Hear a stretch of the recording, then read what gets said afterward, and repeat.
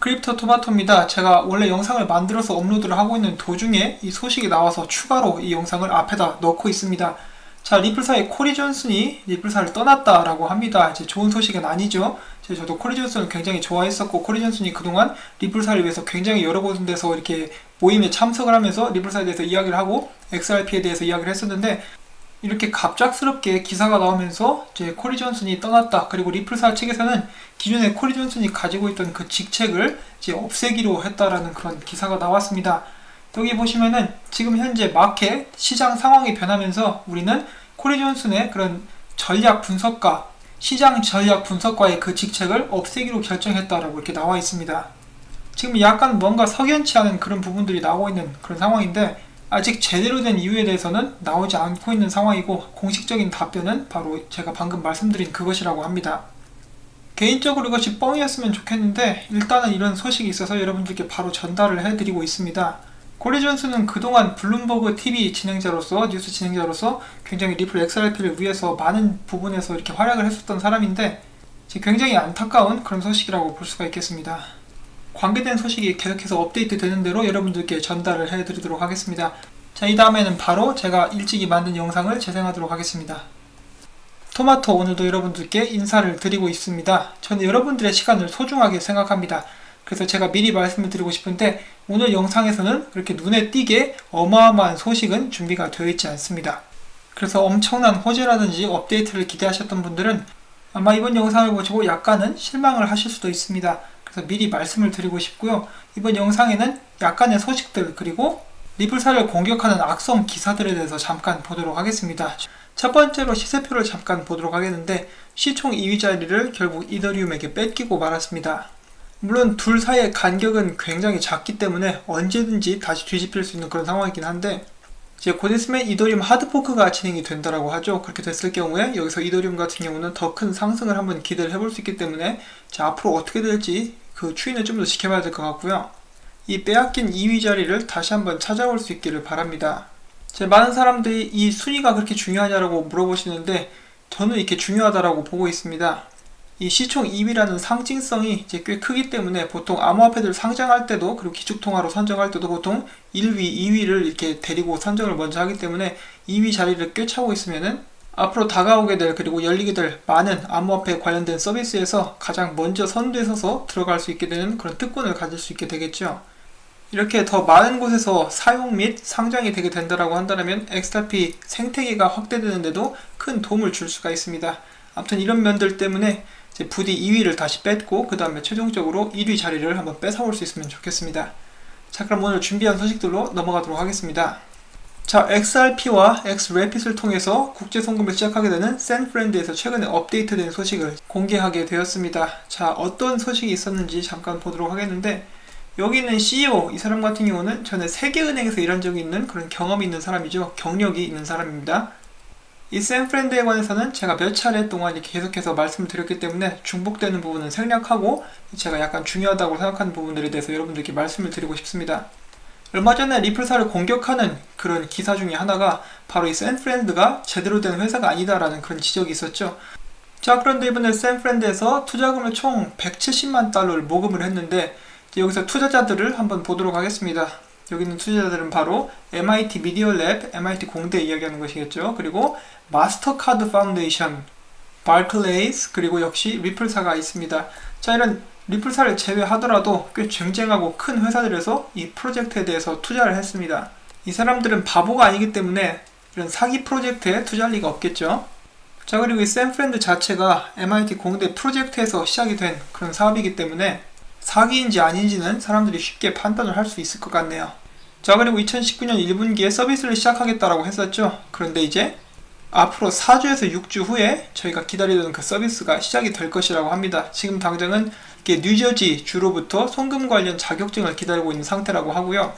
이 모든 것들이 준비가 되면은 바로 XRapid과 XRP를 사용을 해서 송금 서비스가 진행이 되게 될 것입니다.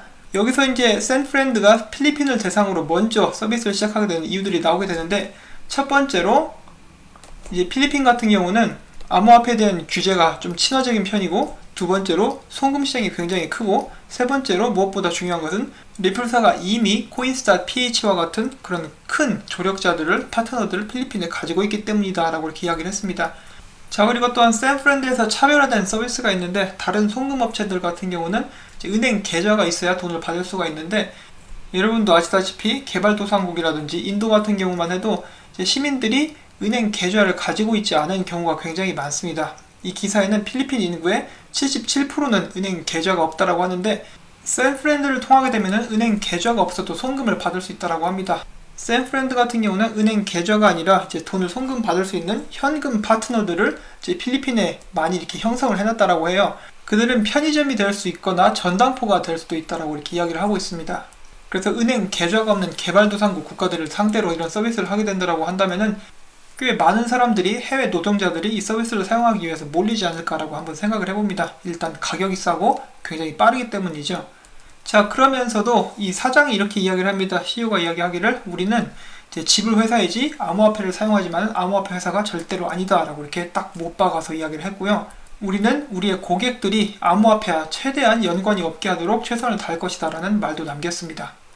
그렇지만 XRP를 사용을 하기 때문에 저희들로서는 큰 호재라고 볼 수가 있겠죠. 자, 이들이 빨리 서비스를 시작해보기를 이제 기다려봅니다. 자, 그리고 최근 현재 또 암호화폐 어머니라 불리는 헤스터 피어스에 관한 이야기가 많이 나오고 있죠. 그래서 이분의 의견에 따르면은 지금 현재 SEC에서 암호화폐 관련된 새로운 규제 라인을 만들고 있는 중이고, 그 규제 라인을 통해서 어떤 암호화폐들이 증권으로 분류될 수 있는지 그런 것을 확실히 할 수 있다고 합니다. 그리고 또한 이분이 만든 정의에 의하면은 이제 암호화폐가 네트워크에 사용이 되고 있으면은 증권이 아니다라고 이렇게 이야기를 했었죠. SEC도 이렇게 발등에 불이 떨어진 거라고 볼 수가 있겠는데, 계속해서 정치인들이 압박을 하고 이제 SEC로부터 암호화폐를 이제 뺏으려고 하니까 이렇게 열심히 갑자기 일을 하고 있는 그런 모습인데, 이분이 내린 정의에 의하면 XRP는 이미 증권이 아닙니다. 이것이 공식적으로 밝혀지기 위해서 이 규제가 최대한 빨리 나올 수 있기를 한번 바라봅니다. 여러분, 멀지 않았습니다. 이 규제만 나오게 된다라고 하면은 지금 기다리고 있었던 수많은 기관 자금이 XRP로 쏟아져 들어올 것이라고 사람들이 이야기를 했습니다. 특히 이제 라이언 자금 같은 경우도 지금 XRP를 사용을 하고 싶어도 이 규제 때문에 사용을 못하고 있다. 이런 부분을 빨리 처리를 해달라고 이야기를 하고, 이제 거기다가 이제 정치인들에게 로비까지 했었죠. 자, 이런 식으로 미국에서 증권이 아니다라는 판명이 나오게 된다라고 하면은 다른 나라들 다 따라가게 되겠죠. 대한민국 같은 경우도 이제 그 중에 하나가 될 수도 있겠습니다. 자, 그래서 이런 소식들 계속해서 기대를 해보도록 하겠습니다. 멀지 않았습니다. 자, 다음은 이것을 보신 분들도 계실 텐데 안 보신 분들도 아직 계실 것 같아가지고 한번 가져와 봤습니다. 여기 있는 이 사람은 XRP 원장들을 시각화 해봤다라고 합니다. 그래서 이 사람이 이것을 만들 때 140만 개가 정도가 있었다라고 하는데 지금은 150만 개를 넘었죠. 자, 그러면 이 사람이 열심히 이 지갑들을 시각화했는데 어떤 모습이었는지 잠깐 보도록 하겠습니다. 예, 이런 모습이라고 하네요. 굉장히 복잡하죠. 굉장히 많은 XRP 원장들이 연결된 모습을 여러분들 보고 계십니다. 앞으로 XRP 지갑들이 늘어날수록 이 그림도 점점 더 커져 가겠죠. 자, 그 다음 소식으로 넘어가도록 하겠습니다. 여기 있는 이 사람의 이름은 프란시스 코폴라라는 사람인데, 최근에 이제 굉장히 많은 화제의 인물이라고 볼 수가 있겠죠. 계속해서 이제 XRP와 리플사를 까내리는 기사를 열심히 쓰고 있는 사람입니다.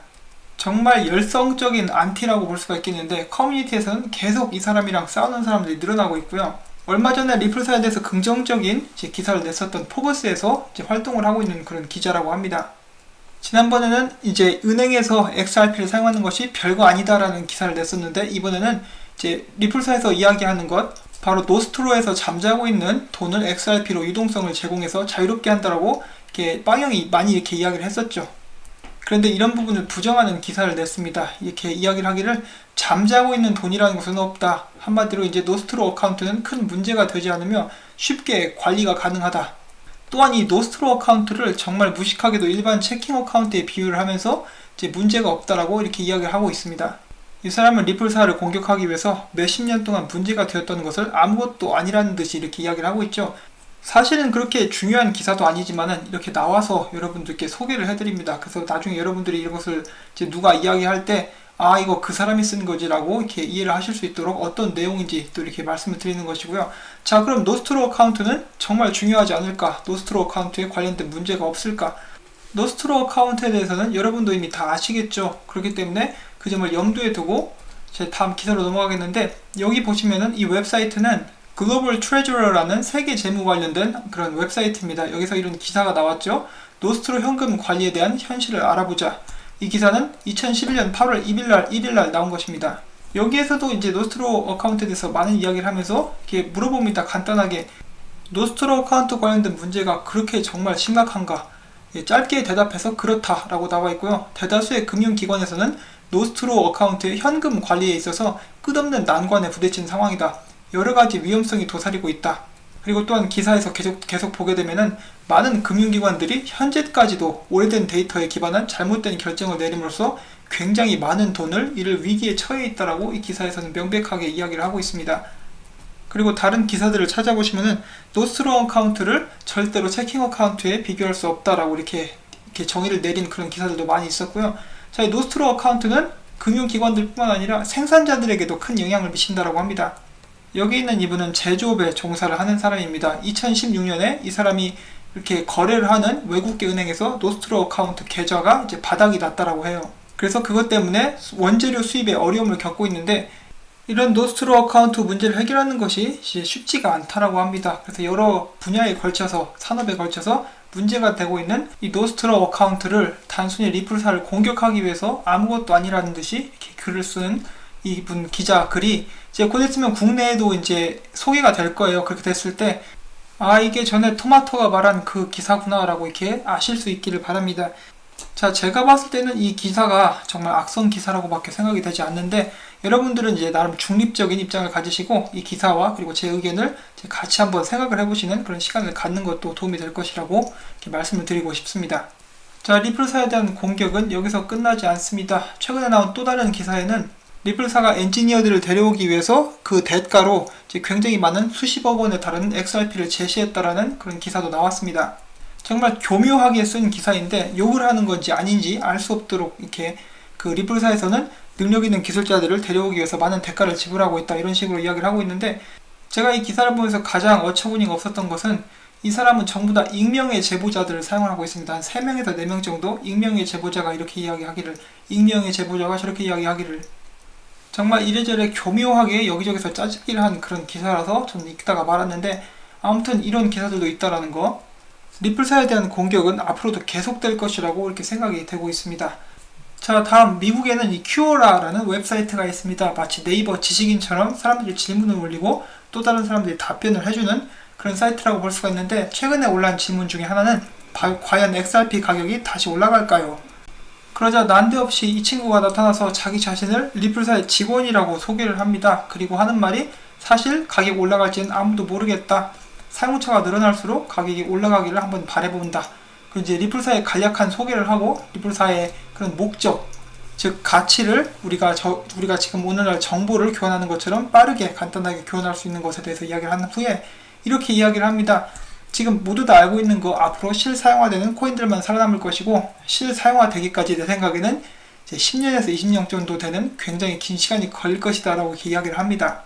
자, 그래서 이것을 보고 사람들이 좀 어이가 없어 했습니다. 그렇게 오랜 시간이 걸린다고? 혹은 이제 그렇게 가격이 올라가기까지 그렇게 오랜 시간이 걸릴까라는 의문점을 낳게 하는 그런 그 답변이라고 볼 수가 있었는데 자, 이 사람 같은 경우는 리플사의 직원이라고 이야기를 했으면서 빵형이 뭐라고 했는지 그리고 최근에 리플사의 이제 직원이 또 뭐라고 했는지에 대해서 전혀 이제 답을 하지 않고 있는 상황이죠. 빵형이 이야기하기를 3년에서 5년 그러니까 1년 지났으니까 2년에서 4년 그리고 또한 이제 다른 리플사의 직원 로스씨가 이야기하기를 리플사의 파트너십이 300개 이상이 될 때 네트워크 효과가 나서 가격에도 이렇게 상승이 있을 것이다 라고 이렇게 이야기를 했는데 이제 뭐 하는 녀석인지는 모르겠지만은 자기 자신을 라이프 디자이너 그러니까 이제 라이프 코치 비슷하게 그러니까 사람들이 성공적인 삶을 살 수 있게 코치를 해주는 그런 사람이라고 볼 수가 있겠는데 혹은 또 자기 자신을 예술가 뭐 이런 식으로 표현을 하고 있습니다. 그 이상한 녀석인데 이 뺀질거리는 이 자식이 갑자기 나타나가지고 지 멋대로 이렇게 답을 하고 있습니다. 그래서 이 사람이 지금 현재 리플사의 직원인지 아닌지도 확실하지 않은 그런 상황이라고 볼 수가 있겠습니다. 리플사에서 변기를 닦을 수도 있고 리플사 옆에 있는 쓰레기통을 비우는 그런 사람이 될 수도 있겠죠. 뭐 그래도 리플사의 직원이라고 한다면 직원이라고 볼 수도 있겠는데 근데 제가 청소하시는 분들을 비하하는 발언이 절대로 아닙니다. 저도 예전에 대학 다닐 때 변기 많이 닦았거든요. 그걸로 이제 열심히 일해서 알바해가지고 학비 내고 그랬는데 그래서 그때 그 일을 되게 감사하게 생각을 하고 있습니다. 그 직장이 없었다면은 제가 정말 많이 힘들었을 수도 있었기 때문에 정말 감사하는 마음을 가지고 있습니다. 아무튼 이런 일이 있었고요. 다음으로 넘어가도록 하죠. 최근에 코인게이트 블로그에서 토스트 월렛, 바로 XRP 지갑이죠. 이것을 사용하는 방법에 대해서 나왔었는데 많은 분들이 XRP 개인 지갑에 대해서 관심을 가지고 계세요. 그런 분들은 인터넷에서 이 토스트 월렛이라고 한번 쳐보시기를 바랍니다. 사용법이 정말 자세하게 잘 나와 있습니다. 이 토스트 월렛 같은 경우는 저희가 사용하는 컴퓨터 혹은 핸드폰 그리고 맥북 이런 곳에도 설치가 가능하고요. 최근에 나오는 그런 기능에 의하면 USB에도 지갑을 설치하는 것이 가능합니다. 마치 라노레저 S처럼 그런 것이 가능하기 때문에 기존의 하드웨어 월렛을 구매를 하고 싶었는데 약간 가격이 부담스러우셨던 분들은 이 토스트 월렛을 사용해보는 것도 좋은 방안이 될 수가 있겠습니다. 토스트 월렛 같은 경우는 XRP only입니다. XRP만 사용이 가능한 그런 지갑이라고 보실 수가 있겠고, 모든 XRP 관련 지갑이 그렇듯이 처음에 개설할 때 20개 XRP가 추가로 필요하다는 거 말씀을 꼭 드리고 싶습니다. 자, 다음은 잠깐 찌라시 보는 시간을 갖도록 하겠습니다. 최근에 규제에 대해서 많은 기대감이 부풀고 있죠. 그리고 어떤 사람이 곰탱이 그림을 보다가 깨닫게 된 것인데, 여기 보시면은 법정에서 사용하고 있는 그 망치, 어떻게 보면 규제를 뜻한다라고 볼 수도 있겠는데, 이 망치가 가르치는 것이 바로 2월 14일 찌라시의 정점의 날인 2월 14일을 가르치고 있다라고 합니다. 이제 얼마 안 남았는데 과연 규제 관련된 희소식이 나오게 될 것인지, 혹은 아마존에서 좋은 소식이 나오게 될 것인지. 사실 이 2월 14일 날 토큰 분류법을 정식적으로 소개를 한다라는 그런 말도 있었습니다. 자, 아무튼 어떤 것이 됐든지 XRP 가격 상승에 도움이 됐으면 좋겠는데, 안 돼도 찌라시기 때문에 너무 실망하지는 말아야겠습니다. 그런데 14일날 혹시라도 좀 좋은 소식이 나오게 된다면 많은 사람들은 5월을 기다릴 수 있게 되겠죠. 자, 아무튼 이렇게 해서 저는 오늘 준비한 소식들을 전달을 해드렸는데 시청해주신 분들께 도움이 되었으면 하는 바람입니다. 제 영상이 유익하셨다면 구독과 좋아요 그리고 꼭 광고를 처음부터 끝까지 시청을 해주셔서 제가 계속해서 채널을 유지하고 열심히 일할 수 있도록 도와주시기를 부탁을 드리고 싶습니다. 저는 다음에 또 새로운 소식 가지고 여러분들을 찾아뵙도록 하겠습니다. 안녕히 계십시오.